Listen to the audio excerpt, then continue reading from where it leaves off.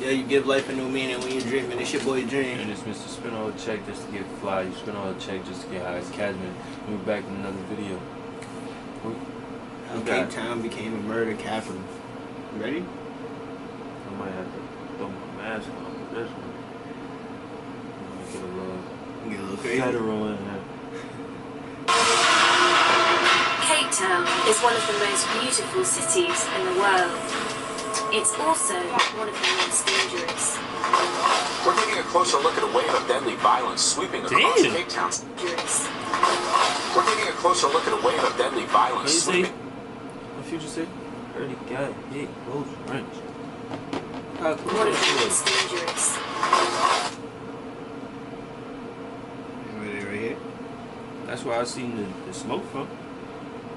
We're taking a closer look at a wave of deadly violence sweeping across Cape Town, South Africa. Over the past decade, a lethal mix of gangs and guns has caused a surge in the murder rate. Certainly in many areas there is a crisis. The lid is just been taken off the boiling kettle and it's boiling over. Last year, more than 3,000 people were murdered here. The number has doubled in a decade. In some areas, the situation is so volatile that emergency services refuse to enter. How did Cape Town reach crisis point?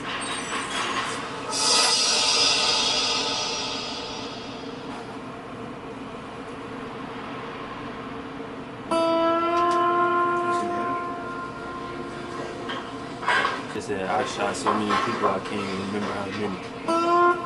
So guys, we're just gonna quickly do the update of the weekend. About 7 people were shot. 5 males, 1 female and 1 child was shot.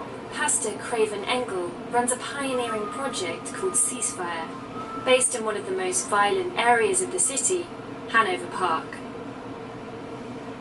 It's happening now, where civilians get shot. Then this can happen to anyone. Craven and his team monitor gang violence in the district and, where possible, step in to calm things down. On a busy day can easily be like 17 incidents of violence in the area and multiple shots of more than about 60. I ain't gonna lie. Don't hit no random person, feel me, just cause you mad and shit like that, cause feel me, they don't have nothing to do with what's going on, feel me? Lead them out of it, lead the women and kids out of it too. The team is made up of reformed gang members. We started out by using guys that we recruited from the street and we helped them to recover. We trained them strategically to go and help their own kind. They're known as the Interrupters. But thanks guys. So these niggas is all niggas that got caught. The violence interrupter is at the front end of the violence, but it must also be a credible messenger in the community and credible with the gang. That's not a snitch. Just down here, we had a shooting here about 5 minutes ago. Niggas that just... And there, another shot being fired. The Interrupters use a technology called Shot Spotter. It employs sophisticated acoustic sensors set up across the area to detect and locate gunfire incidents in real time. That's There's just a shot coming in here. We can go to the gate and we fire it. And this is our agent, our community here. Shots get fired, incident happens, life goes on as normal. Craven's project is based in an area of the city known as the Cape Flats, a patchwork of townships southeast of the city centre. Last year, nearly 2,500 people were murdered in these townships, almost 80% of the city's total homicides. In other parts of Cape Town, particularly the wealthier middle-class areas, the murder rate has remained relatively stable or is non-existent. It's highly unequal in terms of the distribution of murder. It's been estimated that there are 93 gangs in Cape Town, with 100,000 members. These criminal gangs are particularly well organized, but also particularly violent. They are rooted into the community, the system that's in place. What's been happening in these criminal gangs are particularly well organized, but also particularly violent. Nigga shooting out the window? Throwing something out the window? Nigga, them 2 niggas shooting at each other. Oh. They are rooted into the community. I thought they was together. Niggas shooting at each other. I'm trying to figure out why they walking Yes, so close, right? Walking next to each other. Gang You beating the bullets halfway, like. That's what I thought. I thought they was like from on top. Like nigga didn't even run behind the car. Over the past decade, this conflict has been fueled by deadly weapons. The key issue in South Africa in terms of the murder rate has been the influx of high-powered firearms into Cape Town. Many of these guns aren't coming from criminal networks, but from the police. In 2016, Chris Prinsloo, a former police colonel, pleaded guilty to selling 2,400 guns to an arms dealer who sold them on to gangsters. It emboldened specific gangs, and those gangs then started to take on others and rarely escalated the gang conflict to the stage of a war. Investigators have linked more than 1,000 murders to these firearms, including 261 cases in which children were victims. Under previous President Jacob Zuma, police corruption became endemic. On the ground, gangs recruit corrupt officers who provide tip-offs about raids. This is taking place in the context of high-level corruption. Senior police officials indicate that there has been some form of collusion between individuals within the ruling party and those in the criminal underworld. In Cape Town, the murder rate has risen from 44 to 73 people per 100,000 in 10 years. It's now more than twice that of Johannesburg. One study found it was the 11th most murderous city in the world, not including places that are too chaotic to count the bodies. The crisis in Cape Town is the result of a toxic mix of factors, the roots of which go back more than half a century. Violence in Cape Town also has particularly strong historical driving factors. The city is particularly divided socially and spatially. In the 1960s, the apartheid regime forcibly removed mixed-race people, known in South Africa as coloured, from the inner city centre. The forced removals saw them being dumped in the Cape Flats and having to establish new communities. Police rarely investigated the murders of people who weren't white. Their neglect allowed criminals to terrorise these black and coloured I think we would be considered colored. townships. In these particular contexts, you saw gangs flourish. Conditions in many of these communities haven't changed that much. Today, the area still suffers deep-rooted socio-economic problems. In one precinct, Philippi East, 93% of households were victims of crime in 2016. You can never cluster so much people in such a small space together, with no economic development, with no recreation, with no job creation. It's a recipe for self-destruction. 40% of young South Africans are unemployed. President Cyril Ramaphosa calls it a national crisis. Apartheid is still happening in its own way.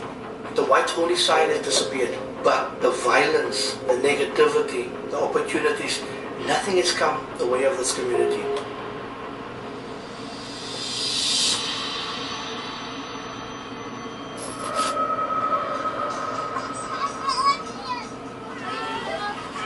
Gordon was in a gang from the age of 12.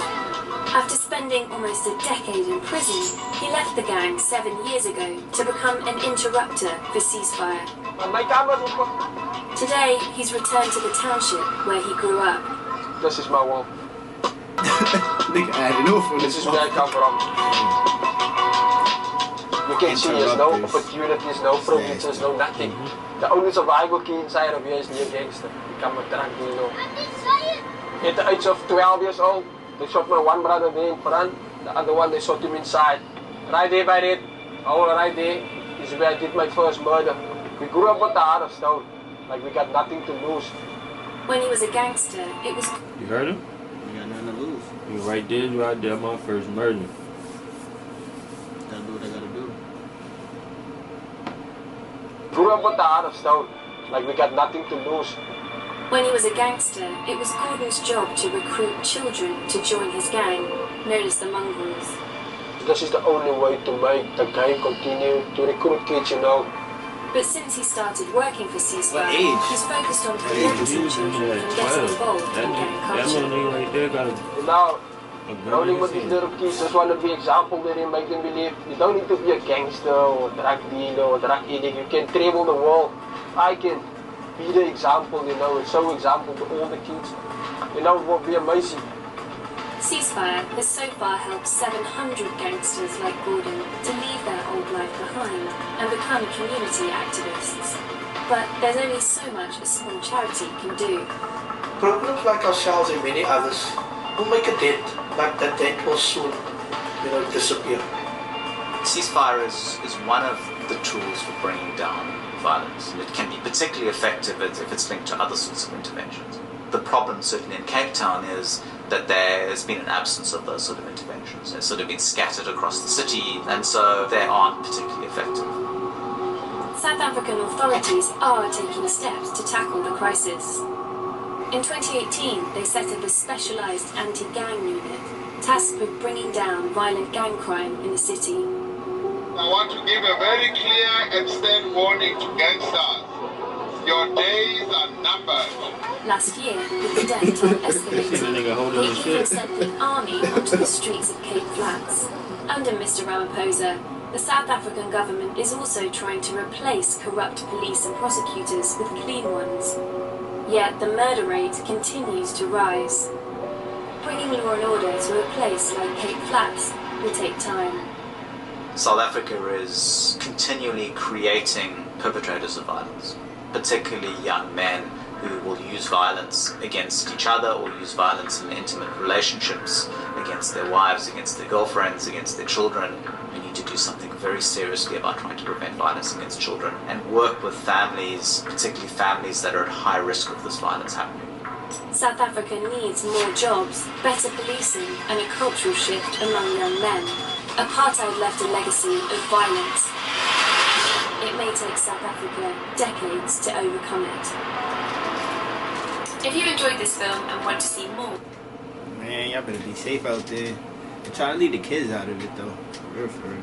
You know, just follow y'all dreams, man. So y'all can go travel the world and do other things. Y'all play some sports. Make money. Yeah, get rap, into music. Yeah. Art, film, movies, whatever. So a lot of other things. But yo, be safe out there. Comment some more videos. Follow us on Instagram. We on the road to 5K. Alright, like, comment, subscribe, and you give life a new meaning when you're dreaming. It's your boy Dream. Since Mr. Spin all check just to get fly, you spin all check just to get high as casual.